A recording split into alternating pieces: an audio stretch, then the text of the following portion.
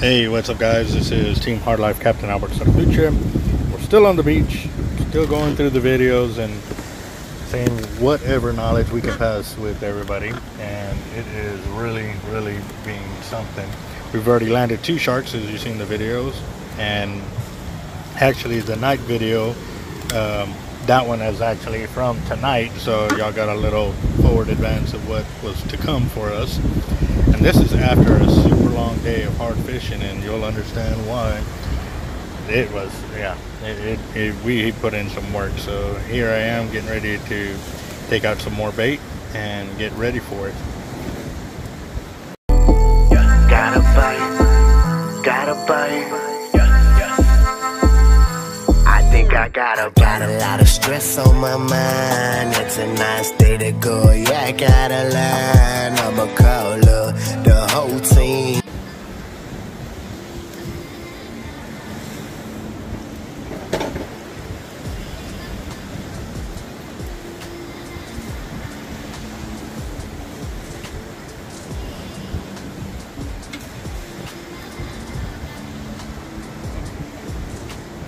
One's better than none.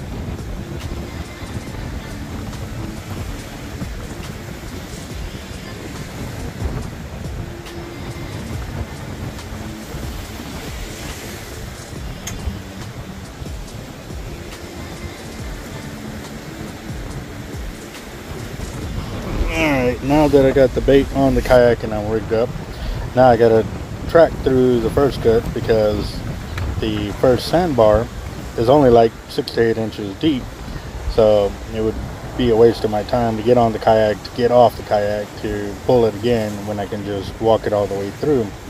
But even then, the weight gut, it gets to about right at about chest high. And so, you know, getting against the wind and everything else, towing the kayak and stuff like that is one thing.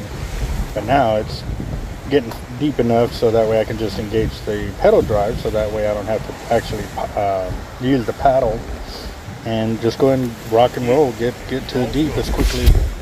Sometimes it's easy, and other times it's, you know, it is what it is. It's difficult. So, like I said, a lot of this I'm gonna leave uncut raw footage, guys, because a lot of people don't really know what to expect and or understand how much time and effort and everything else we put into making these catches happen. And then, you know, then they ask, well, you know, how much easier is it to do it a certain way compared to the way we're doing it? Us showing you real time what it takes for us to get into these places and do these tournaments is the best way for us to show you or tell you. And so here we go. You know, I'm tracking in, about to get into the first sandbar so I can cut over and start getting in the kayak.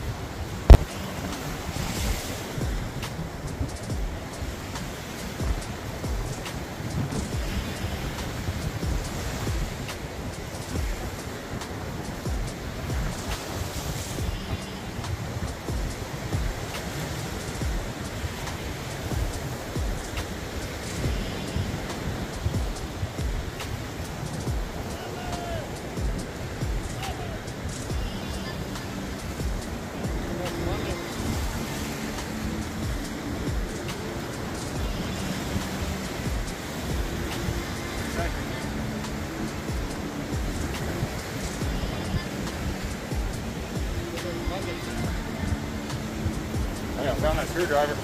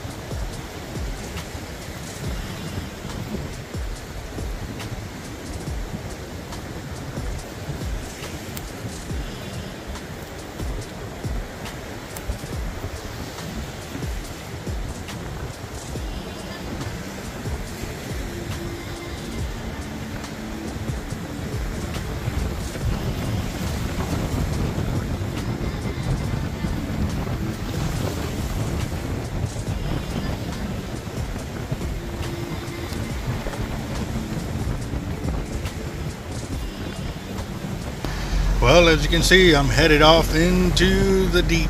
I'm headed into the current and into the wind.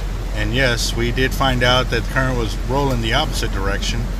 However, we rode with that, with the currents going the way they are, heading north up close. We would take a chance of getting bowed out with any kind of seaweed or debris. So we're kind of picking the lesser of the two evils by running the baits hard into the current from the surf side point of view. And once we get deep, it allows us to keep a good angle on the end of the current that we're looking for to keep our line straight.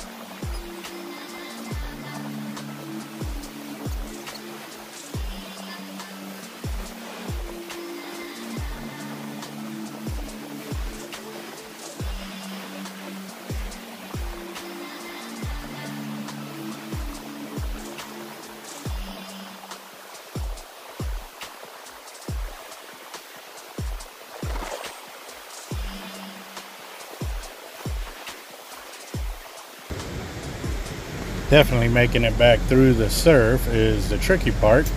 However, I've got some skills that sometimes make it happen without flipping, but I do have to say I flip with the best of them.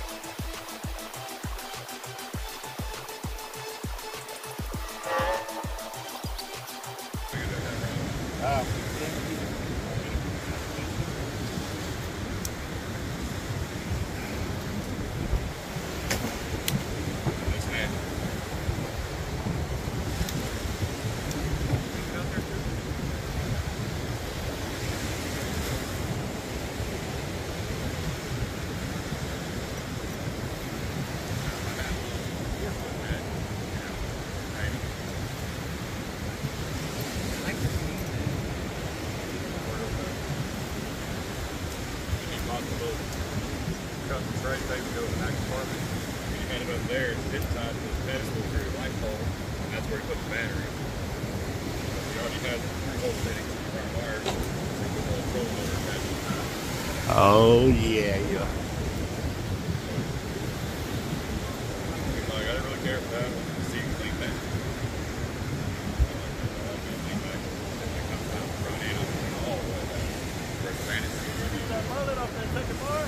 I never saw him.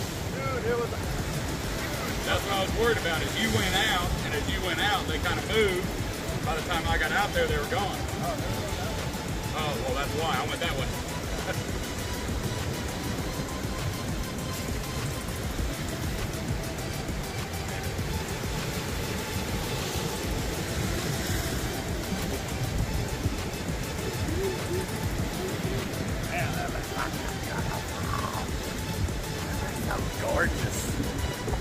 Gorgeous, gorgeous.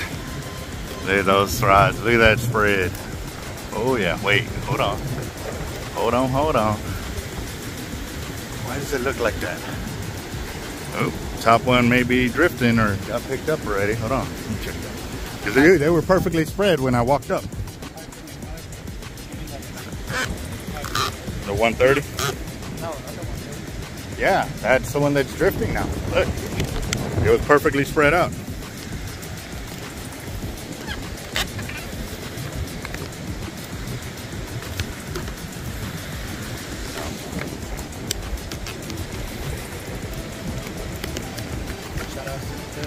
Huh?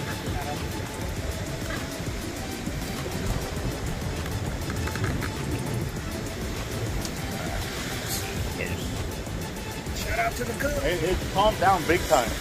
Big time calmed down.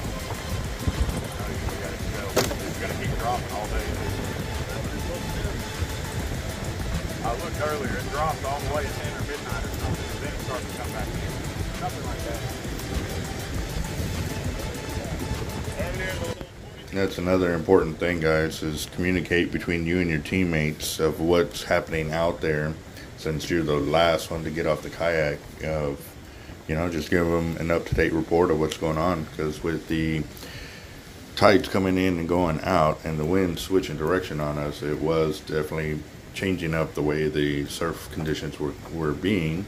And it was also giving them a heads up of, so that way they can game plan of when they were planning to kayak their baits and or what to expect. You know, that's always a good thing, is knowing what you're going into, so that way you can make the proper choices and so forth.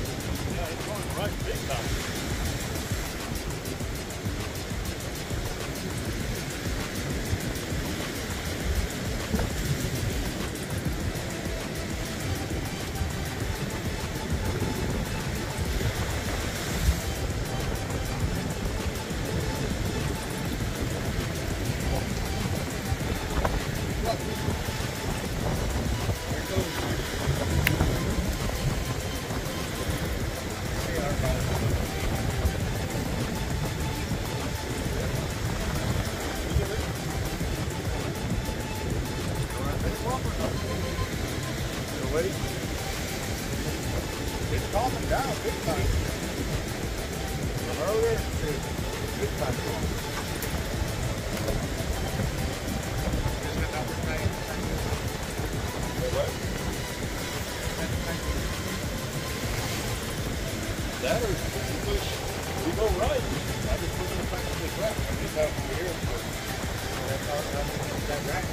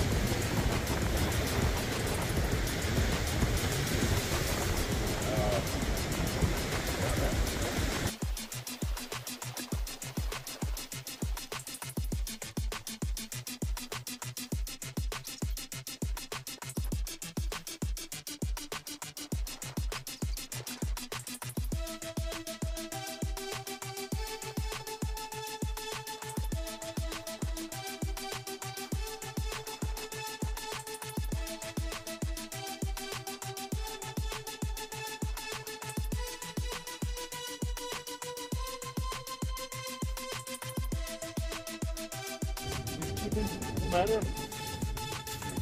Four. Yeah. Which of yours are fine? I know.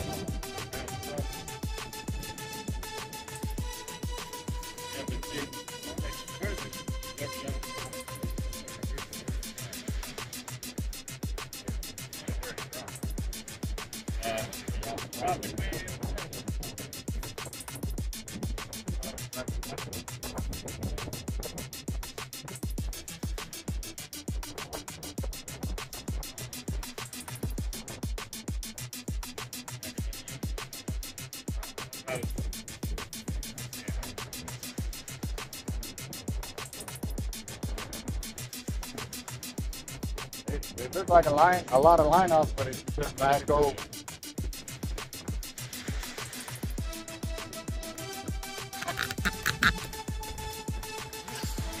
Got baits out. Got baits out. Got baits out.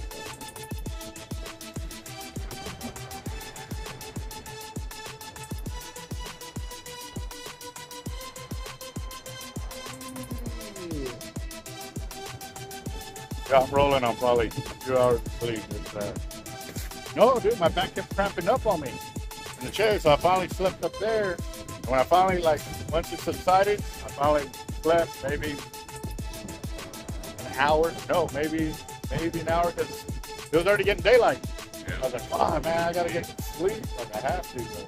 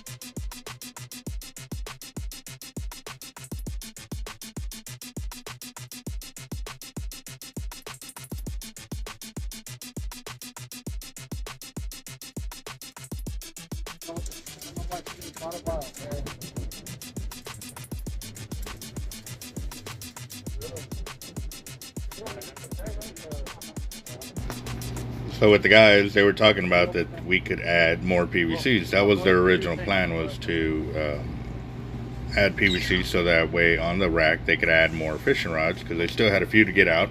And since the weather conditions allowed us to, they asked me if I could give them a hand setting them up. So we go on ahead and crossing that barrier right there, so that way those are set up for when they are ready to run their baits. They were already starting to rig them up as we were getting the meat on the grill, and by doing this is getting more bait out there. I mean, we're trying to offer them the buffet, so that way we increase our chances of catching a shark or getting the tournament winner. I mean, this is what it's about. It's about putting in the work that is needed.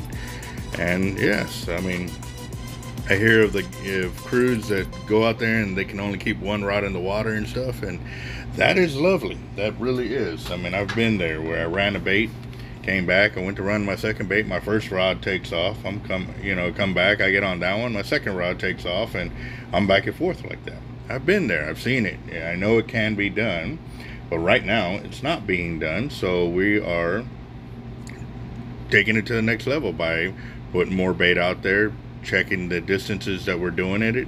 Whatever we're doing right now is not working, so we're looking for further. We've got baits from 3, 4, 5, 6, 8, 1,000, 1,500 yards out, and so they're confirming with each other what we're game planning to see if we can find a fish. This is one of the major things that I do not like about the rack. Since I got a bad hip, I'm forced to, you know, it's just real awkward. And that was kind of the conversation I was having with Corey and them, because on our rack we use just a regular ladder up the side of the truck, which allows me to walk straight up and down on it. Now, this deal was made by a custom shark rack company, and you know, it's just something that I was, man, it'd been eating at me for a while, because I was like, man, they create all these racks and stuff, and I don't think anybody's ever really told them that, you know, the ladder situation right there, I know they do it so they open up the accessibility of the bed of the truck. However, it's really awkward to get in and out of the tower, you know, climbing up and coming down and stuff like that. And then even then too, we have to put a cooler on the bed, on the back side, on the floor by the bed of the truck, because we got to access the bed of the truck before we can even access the ladder right there. So like I said, I really don't like that situation. Me personally, if I had this, I wouldn't even have them put the ladder on. I would just add a ladder on the side of the truck right here on the right side, on the passenger side, so that way I could just crawl up from base level all the way up there like we do on our other rack.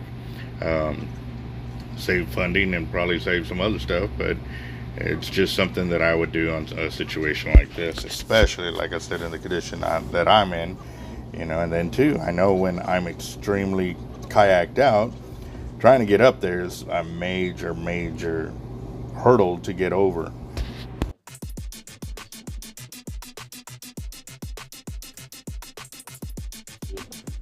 We saw that seaweed.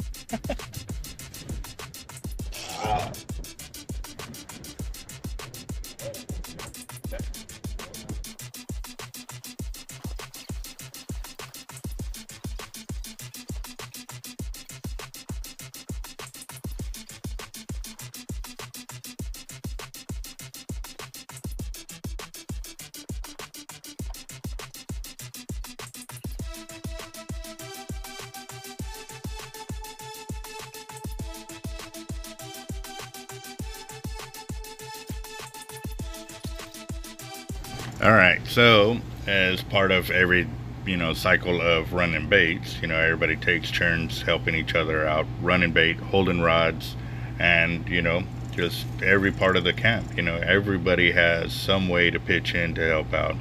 So for me, Damon is getting ready to run baits, and normally he gives me a hand running my bait, because obviously you can't be on shore to hold the fishing rods while I'm on the kayak, so you definitely have to work as a team, and everybody's got to be in tune with what's going on, because if everybody is doing their own thing and not communicating, you can really have a big mess of rods left and right, crossed over, and it can be a real big problem, because when you finally do hook up a monster shark, he goes right, he goes left. Have you seen when we are on the pier, when we go right or we go left, we're able to basically do the basket weave and go above or go below. Now on here, we really don't have much room to go right or left. We just can move the rods in and out of where they need to be. So communicating of which direction they're going, where we have our gaps in between the rods and so forth, because as we're putting them out, we're trying to create a fan-like deal to where they're all pretty much evenly spaced, or at least far enough from each other, that way when a fish does pick it up, it's got room to run, as well as it's at a different depth. So stay tuned for the after the catch as I further explain of what's going on. And you know, I'm really excited with this after the catch series that we're about to launch. We're already launched, we're just continuing to take it further into newer levels, because so much happens during these catches or these tournaments, and as you've seen with the videos, there's so many dynamics in play. For us to just do it all into one little video and just show you 3 sharks getting caught really does not do the fishing the justice of a Teach a Man to Fish series as well, because understanding what is going on through the whole getting to the beach, picking a spot, rigging bait, and putting it out is not just as easy as going to a pier, you know, and even on a pier. You're picking spots of where you're going to fish, and the reason being is because the people around you, you know, you don't want to be crossing over or setting up in a bad spot where you know you're not going to be able to fish as well because of the current direction. You know, even on a lot of piers, certain points are not fishable because of the underwater structure that is there. So normally, even on a pier, you got to be a good judgment call on it, and that's where communication between anglers really helps out, because it gives you more insight of what's on a pier that you've never fished before. And you know, by communicating that, you're going to help the next fisherman out, knowing that they're not going to waste their money by getting caught up in a hang up that nobody can ever break loose. And yes, this is the beach. So on the beach, it's communicating with each other to let us know, hey, these are the two gaps we're setting up. And as you saw, we have the rod rack on the right, but his game plan was to head out a certain direction and go to the deep. He's really looking forward to putting his bait the furthest out past everybody. And so with that, that's going to be something else that I'm going to discuss with the after the catch. We discuss more in depth of why we chose certain distances at first, and then we changed it up. I kind of let a little bit out of the bag earlier, but still, it's not the whole thing. So stay tuned, guys. And we are also rocking and rolling on our way into our 20,000 subscriber mark. We are so close, guys. Keep sharing, keep commenting, and if you notice, if you're new to the channel, guys, these guys are not spamming. What they're doing is they are putting in their comments, because if you'll go back and check out the other giveaways that I have done, I go off of subscriber comments. This is the best way for me to really get the prizes that are won by my subscribers to subscribers that actually watch the channel. Because yes, we have 20,000 or getting up to 20,000, but not all of them watch religiously. Now, they may watch religiously, but they don't comment religiously. And for us, it's our way of showing a great appreciation for those that are watching and commenting, because that's what it takes for a good channel to grow and be able to reach more people, you know, being proactive with the channel. So it's my way of saying thank you to those that are doing that. And you know, a lot of people are fine with not winning. They just want the knowledge, and they've said it before, and I totally understand, you know, and I'm very appreciative. But for those that are and would like to win, you know, it really does pay it forward by me showing them that I'm real appreciative of it, especially with our sponsors giving us the gear. I mean, why not hook y'all up? It's coming from them, it's free, and you know, y'all are helping me do what I need to do. Why can't I help y'all grow as well? So we're gonna keep rocking and rolling. We're gonna see how far Damon bombs these baits. Now that he's dropped the bait, that is one portion. Now I've got to tighten up the line, soak up any bow out of it. At the same time, it's a power struggle. The weight is trying to stay in place. The water is putting water weight onto the line with the wind and current and all of that. And then I'm over here on the opposite end, cranking it in, so I'm taking up whatever slack I can that the current and wind and all of that allow me to. What I mean by allow me to, because my goal is to not break the surf weight loose, because obviously these reels have a whole lot of torque and they will crank in those surf weights. But right now my goal is to just suck up the line, the slack, so that way I can get the line directly in line with where he dropped it at. And with these reels in low gear, it really does give us that. But as you'll notice, I crank, I stop, I crank, I stop, and I crank and I stop. Because if I just keep cranking, I'll pull the surf weight loose, because I'm cranking it in too fast before the water weight is allowed to relieve the amount of pressure that I'm putting on it by cranking in. You know, this is a very, I wouldn't say delicate, but it is a delicate situation. So you don't want to sit there and break a surf weight loose and keep breaking it loose, because then all the hard work that whoever has kayaked them out has put out there is all in vain, because now you've pulled it in, you know, 500 yards from where it originally was by not paying attention to this portion of kayaking shark bait. So now that I've lined up or taken most of the bows out, I've figured out which way the line is lined up with the other rods in there. So now I'm going to start basically playing musical fishing rods now. I'm maneuvering them in the way, that way the lines are not crossed up, they're nice in line, and we're going to figure this out.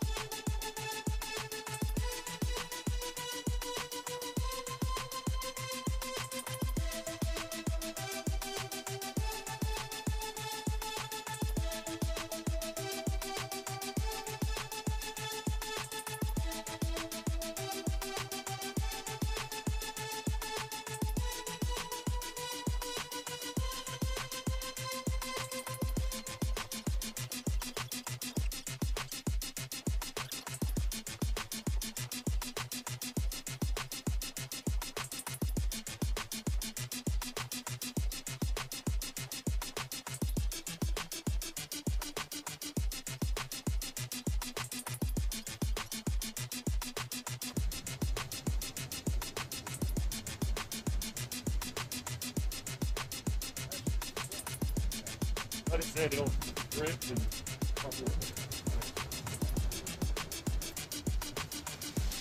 oh, I'm falling asleep up there. Yeah. Okay. Oh, you too? Same thing.